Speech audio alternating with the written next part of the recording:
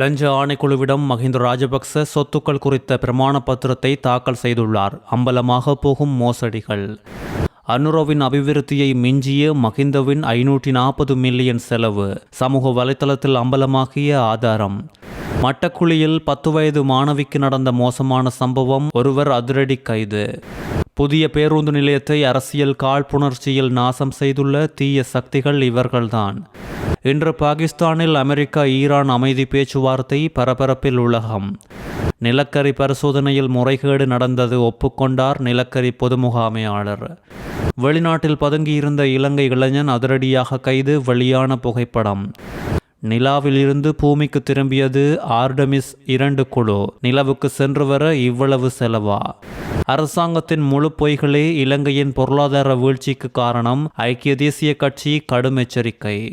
முன்னாள் ஜனாதிபதி மஹிந்த ராஜபக்ச தனது சொத்துக்கள், செலவீனங்கள், வருமான ஆதாரங்கள் அனைத்தையும் அறிவித்து லஞ்ச ஊழல் குற்றச்சாட்டுக்களை விசாரிக்கும் ஆணைக்குழுவிடம் பிரமாண பத்திரம் ஒன்றை சமர்ப்பித்துள்ளார். இந்த அறிவிப்புக்கான ஆரம்ப கோரிக்கை 2015 டிசம்பர் 14 அன்று விடுக்கப்பட்ட நிலையில் கிட்டத்தட்ட ஒரு தசாப்த காலமாக நிலுவையில் இருந்துள்ளதோடு, ஜனாதிபதி அனுரவின் அதிரடியில் இந்த வழக்குக்கு இணங்குவதற்கான இறுதி திகதியை ஆணைக்குழு அண்மையில் விதித்துள்ளதோடு, ஏப்ரல் 10ஆம் திகதிக்குள் பிரமாண பத்திரத்தை சமர்ப்பிக்க தவறினால் 2023ஆம் ஆண்டின் ஊழல் ஒழிப்பு சட்டம் எண் 9 கீழ் உரிய சட்ட நடவடிக்கை எடுக்கப்படும் என்றும் அறிவிக்கப்பட்டிருந்தது. இந்த நிலையில் மஹிந்த ராஜபக்ச தனது சொத்து தொடர்பான விவரங்களை சமர்ப்பித்துள்ளதாக தெரிய வந்துள்ளதோடு, சொத்துக்கள் குறித்த விவரங்கள் மற்றும் சட்டவிரோதமாக பெறப்பட்ட சொத்துக்கள், அத்தோடு இவர்களோடு சேர்ந்து சட்டவிரோத செயல்களில் ஈடுபட்ட அரசியல்வாதிகள் குறித்தும் விரைவில் தெரிய வரும். அனுர அரசாங்கத்தினால் கொழும்பில் பிரதான பேருந்து நிலையம் அழகாக புனரமைக்கப்பட்டுள்ள நிலையில் அதனை சிறப்பாக செய்த ஜனாதிபதி அனுரவை முன்னாள் ஜனாதிபதிகளோடு ஒப்பிட்டு பல விமர்சனங்கள் இப்பொழுது எழுந்துள்ளது. அரகலைய காலத்தில் மக்கள் துன்பப்பட்ட காலத்தில் மஹிந்தவின் வீட்டு புனரமைப்பு பணிகளுக்காக 540 மில்லியன் ரூபாய் செலவழிக்கப்பட்டுள்ளதை சுட்டிக்காட்டி, தற்போதைய ஜனாதிபதி தனது சொந்த குடும்பத்தையும் வீட்டையும் கவனிக்காமல் நாட்டுக்காக செலவழிப்பதாக குறிப்பிட்டு முன்னாள் ஜனாதிபதி மஹிந்தவோடு ஒப்பிட்டே சமூக வலைதளங்களில் பதிவுகளை பகிர்ந்துள்ளனர். அத்தோடு இந்த சிறப்பான முன்னேற்றமாக பார்க்கப்படும் புதுப்பிக்கப்பட்ட கொழும்பு மத்திய பேருந்து நிலையம் பொதுமக்கள் பயன்பாட்டுக்காக நேற்று முன்தினம் திறந்து வைக்கப்பட்ட நிலையில் திறக்கப்பட்டு 2வது நாளிலேயே மிக மோசமான முறையில் சேதமாக்கப்பட்டுள்ளதோடு, பெண்களுக்கான மலசல கூடங்களில் 5 குழாய்கள் உடைக்கப்பட்டுள்ளது, பூச்செடிகள் மற்றும் சுவர்களும் உடைக்கப்பட்டுள்ளது. இதனை அறிந்த போக்குவரத்து பிரதி அமைச்சர் பிரசன்ன குணசேன உடனடியாக அந்த இடத்துக்கு சென்றுள்ளதோடு, இந்த பிழையான வேலைகள் அறியாமையினால் செய்யப்படும் செயல் அல்ல, மாறாக திட்டமிட்டு முன்னெடுக்க ஒரு சதி முயற்சி என்றும், அரசியல் ரீதியாக பல்வேறு கருத்து வேறுபாடுகள் இருக்கலாம், ஆனால் பொதுமக்களின் வரி பணத்தில் உருவாக்கப்பட்ட பொது சொத்துக்களை சேதப்படுத்துவதை அனுமதிக்க முடியாது என்றும் அவர் அதிரடியாக தெரிவித்துள்ளார். சமூக வலைதளங்கள் வாயிலாக முன்னெடுக்கப்படும் அவதூறு பிரச்சாரங்கள் ஒருபுறம் இருக்க, பொது சொத்துக்களுக்கு சேதம் விளைவிப்பதை தவிர்க்குமாறு பொதுமக்களிடம் கோரிக்கை விடுத்துள்ளதோடு, சிக்கலுக்குரிய வேலை செய்தவர்கள் உடனடியாக கைது செய்யப்படுவார்கள் என்றும் அவர் தெரிவித்துள்ளார். பேருந்து விபத்தில் பாடசாலை மாணவியொருவர் உயிரிழந்துள்ள சம்பவம் பரபரப்பை உண்டாக்கியுள்ளதோடு, மட்டக்குழி போலீஸ் பிரிவுக்குட்பட்ட ஹேந்தல தொட்டுப்போல வீதியில் குறித்த சம்பவம் இடம்பெற்றுள்ளது. நேற்று குறித்த மாணவி பேருந்திலிருந்து இறங்கி வீதியை கடக்க பார்த்தபோது அதே பேருந்து மீண்டும் மோதியதில் படுகாயமடைந்துள்ளதோடு, கொழும்பு தேசிய வைத்தியசாலையில் அந்த மாணவி அனுமதிக்கப்பட்டும் ஏற்கனவே அந்த மாணவி உயிரிழந்திருந்ததாக மருத்துவர்கள் தெரிவித்துள்ளனர். உயிரிழந்தவர் மட்டக்குழி பகுதியைச் சேர்ந்த 10 வயது சிறுமி என அடையாளம் காணப்பட்டுள்ளதோடு, சம்பவத்தோடு தொடர்புடைய பேருந்து சாரதி கைது செய்யப்பட்டுள்ளதாகவும் மட்டக்குழி போலீசார் மேலதிக விசாரணைகளை மேற்கொண்டு வருவதாகவும் தெரிவிக்கப்பட்டுள்ளது. சிறுவர்களின் விளையாட்டு பொருளான பொம்மைகளை பயன்படுத்தி சட்டவிரோத போதைப் பொருட்களை இலங்கையில் கொரியர் சேவைகள் மூலம் கடத்துவதாக இப்பொழுது கண்டறியப்பட்டுள்ளது.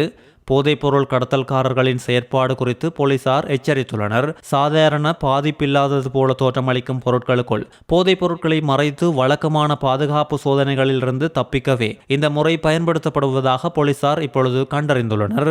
அம்பாறை பிரதேச குற்றப்புலனாய்வு பிரிவு நடத்திய சோதனையில் கல்முனை, மருதமுனை மற்றும் சாய்ந்தமருது பகுதிகளில் செயல்பட்டு வரும் பாரியளவிலான போதைப்பொருள் விநியோக வலையமைப்போடு தொடர்புடைய சந்தேக நபர் ஒருவர் கைது செய்யப்பட்டதை அடுத்து இந்த மோசடி அம்பலமாகியுள்ளது. என்று அழைக்கப்படும் 107 கிராம் கிறிஸ்டல் பெத்தம்பெட்டமைன் போதைப் பொருளோடு சந்தேக நபர் புதன்கிழமை கல்முனை கடற்கரை பகுதியில் கைது செய்யப்பட்டதோடு, சோதனையின் போது உயர் ரக போதைப் பொருட்கள் பொம்மைகளுக்குள் கவனமாக மறைத்து வைக்கப்பட்டிருந்ததை அதிகாரிகள் கண்டுபிடித்துள்ளனர். போதைப்பொருள் விற்பனையின் மூலம் கிடைத்த 39,620 ரூபாய் பணம், பொட்டலமிடுவதற்கு பயன்படுத்தப்படும் மின்னணு எடைக்கருவி மற்றும் 2 கையடக்க தொலைபேசிகளையும் போலீசார் பறிமுதல் செய்துள்ளனர். இலங்கையில் நிலக்கரி தொடர்பான பிரச்சினைகளும் விமர்சனங்களும் வலுக்கும் நேரத்தில் ட்ரைடன்ட் நிறுவனத்தின் நிலக்கரி கையிருப்புகள் நாட்டுக்கு கொண்டுவரப்பட்ட தொடக்கத்திலிருந்தே அவற்றை பரிசோதித்து ஏற்றுமதி துறைமுக ஆய்வகத்துக்கு முறையான அங்கீகாரம் இல்லை என்று லங்கா நிலக்கரி நிறுவனம் அறிந்திருந்ததாக நிறுவனத்தின் பொது முகாமையாளர் கோப் குழு முன்னிலையில் ஒப்புக்கொண்டுள்ளார். லங்கா நிலக்கரி நிறுவனத்தின் தலைவர் கூட்டத்தில் முன்னிலையாகாததோடு அவர் திட்டமிட்டு கலந்து கொள்வதை தவிர்த்ததாகவும் குற்றச்சாட்டுகள் முன்வைக்கப்பட்டுள்ளது. கூட்டத்தின் போது கோப் குழுவின் தலைவர் ஒருதலை பட்சமாக செயல்படுவதாக எதிர்க்கட்சியினர் கடுமையாக விமர்சித்து வந்துள்ளனர். தரம் குறைவான நிலக்கரியால் பெரு நட்டம் உண்டாகியுள்ளதோடு இந்த நட்டத்தை ஈடு செய்ய அரசும் மக்கள் மீதுதான் திணிப்பதாக எதிர்க்கட்சியினர் கூறி வருகின்றமையும் குறிப்பிடத்தக்கது. மத்திய கிழக்கில் போர் மோதல்கள் முடிவுக்கு கொண்டுவர அமெரிக்காவுக்கும் ஈரானுக்கும் இடையிலான அமைதி பேச்சுவார்த்தை பாகிஸ்தானின் இஸ்லாமாபாத் நகரில் இன்று ஆரம்பமாக உள்ளதோடு உலக நாடுகள் பெரும் பரபரப்பில் உள்ளது. பாகிஸ்தானில் குறித்த பேச்சுவார்த்தை காரணமாக கடும் பாதுகாப்பு நடவடிக்கைகள் முன்னெடுக்கப்பட்டுள்ளதோடு முக்கிய இடங்களில் பொதுமக்கள் நடமாட தடையும் விதிக்கப்பட்டுள்ளது. பேச்சுவார்த்தைக்காக அமெரிக்கா சார்பாக அந்த நாட்டின் துணை ஜனாதிபதி JD வென்ஸ் உள்ளிட்ட குழுவினர் பாகிஸ்தானை சென்றடைந்துள்ளதோடு ஈரான் சார்பாக அந்த நாட்டின் வெளிவிவகார அமைச்சர் அப்பாஸ் அராக்சி தலைமையிலான குழுவினரும் பாகிஸ்தான் சென்றடைந்துள்ளதாக வெளிநாட்டு ஊடகங்கள் செய்தி வெளியிட்டுள்ளது. கடந்த பிப்ரவரி மாதம் 28ஆம் தேதி ஈரானுக்கு எதிராக அமெரிக்காவும் இஸ்ரேலும் இணைந்து கூட்டு தாக்குதலை மேற்கொண்டிருந்தது.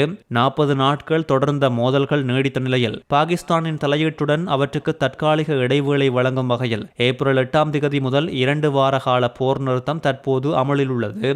ஈரான் இஸ்ரேல் அமெரிக்க யுத்தம் காரணமாக உலகெங்கிலும் உள்ள நாடுகள் பல்வேறு பாதிப்புகளை எதிர்கொண்டுள்ளதோடு இலங்கையிலும் கடுமையான விலை அதிகரிப்புகளும் முக்கிய பொருட்களுக்கு தட்டுப்பாடும் உண்டாகியது.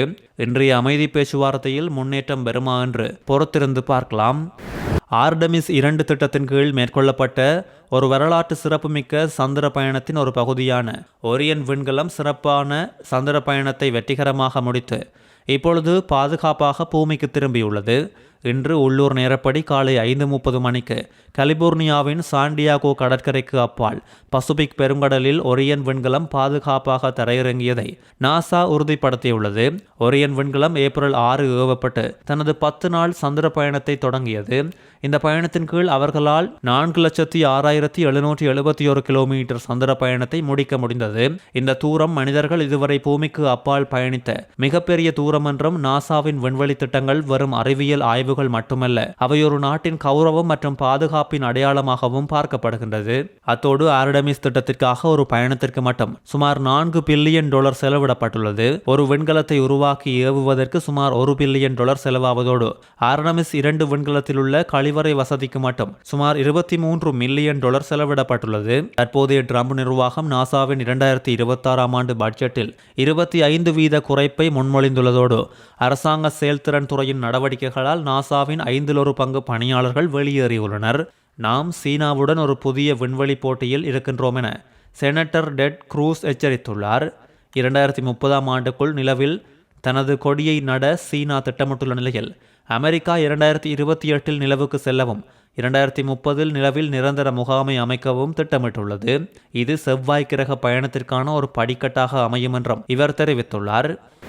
சட்டவிரோதமாக சிங்கப்பூரில் தங்கியிருந்த இலங்கை இளைஞர் கைது செய்யப்பட்டுள்ளார். விசா காலம் முடிந்தும் 10 மாதங்களாக சட்டவிரோதமாக தங்கியிருந்த 27 வயதுடைய இளைஞரே சிங்கப்பூர் குடிவரவு அதிகாரிகளால் கைது செய்யப்பட்டுள்ளார். கடந்த 8ஆம் தேதி உட்லண்ட்ஸ் பகுதியில் உள்ள வாகன நிறுத்துமிடத்தின் மேல் தளத்தில் அமைந்துள்ள பூங்காவில் இந்த இலங்கை இளைஞர் கைது செய்யப்பட்டுள்ளதோடு சாதாரண உடையில் வந்த அதிகாரிகள் இளைஞன் தூங்கிக் கொண்டிருந்த போது அவரை சுற்றி வளைத்துள்ளனர்.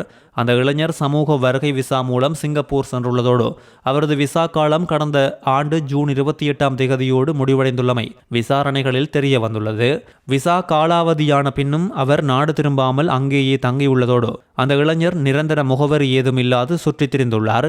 சம்பவத்தன்று மற்றொரு வெளிநாட்டவருடன் அவர் தங்கியிருந்தது அவதானிக்கப்பட்டுள்ளதோடு 11 அதிகாரிகள் கொண்ட குழு அவர் தப்பி செல்லாதவாறு அனைத்து வழிகளையும் அடைத்து சோதனையிட்டுள்ளனர். அதிகாரிகள் தங்களின் கையடக்க பயோமெட்ரிக் கருவி மூலம் இளைஞரின் கைரேகை மற்றும் முக அடையாளங்களை சரிபார்த்துள்ளனர். அவர் சட்டவிரோதமாக தங்கியிருப்பதை உறுதி செய்ததோடு அவரோடு இருந்த மற்றொரு நபரிடம் முறையான வேலை அனுமதி பத்திரம் இருந்தமையால் அவர் பின்பு விடுவிக்கப்பட்டுள்ளார்.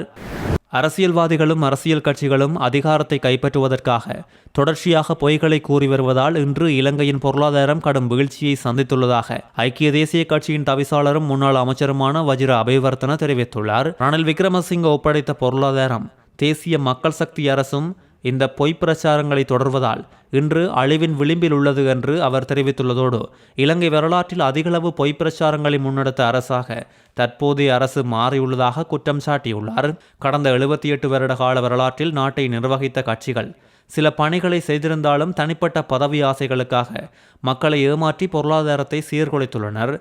இனியாவது பொய் சொல்வதை நிறுத்துவதே இவர்கள் நாட்டுக்கு செய்யும் மிகப்பெரிய உதவியாகும் என்று கூறிய இவர், கடந்த காலங்களில் ரணில் விக்ரமசிங்க ஆட்சியை பொறுப்பேற்ற போதெல்லாம் முறையான இலக்குகளுடனேயே செயற்பட்டார் என்றும், நெருக்கடியான காலகட்டத்தில் கூட எரிபொருள் விலைகள் மக்களால் தாங்கிக் கொள்ளக்கூடிய வகையில் முகாமைத்துவம் செய்யப்பட்டதாகவும், ஆனால் இன்று அந்த நிலைமை தலைகீழாக மாறியுள்ளதாகவும் சுட்டிக்காட்டியுள்ளார்.